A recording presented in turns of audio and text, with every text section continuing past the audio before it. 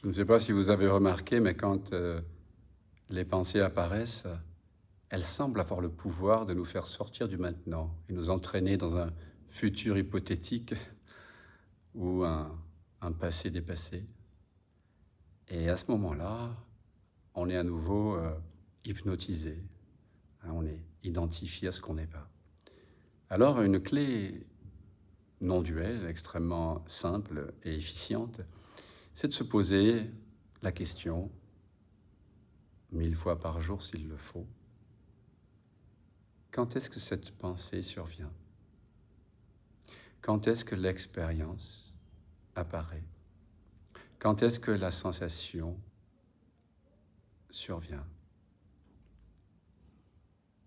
Quand est-ce que ce son apparaît, cette pensée apparaît? Quand?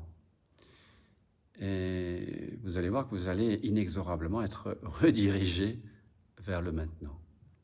Et ce maintenant n'est pas un instant T, pris en sandwich entre un passé imaginaire et un futur tout aussi imaginaire. Non, c'est l'éternel maintenant. La temporelle conscience, l'être que tu n'as jamais cessé d'être, sauf en imaginaire.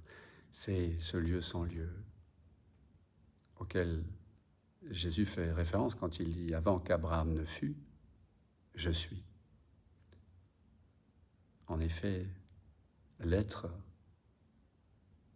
apparaît avant le temps, mais cet avant n'est pas un avant temporel.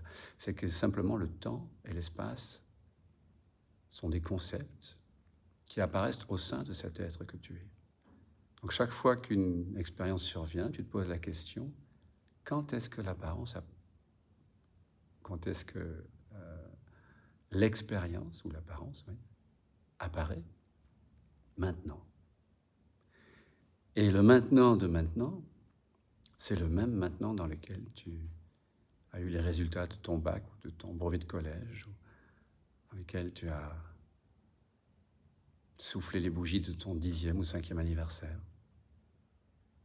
C'est l'éternel maintenant. Et à nouveau, tu es au contact de ce qui ne change pas et qui est paix, joie, amour.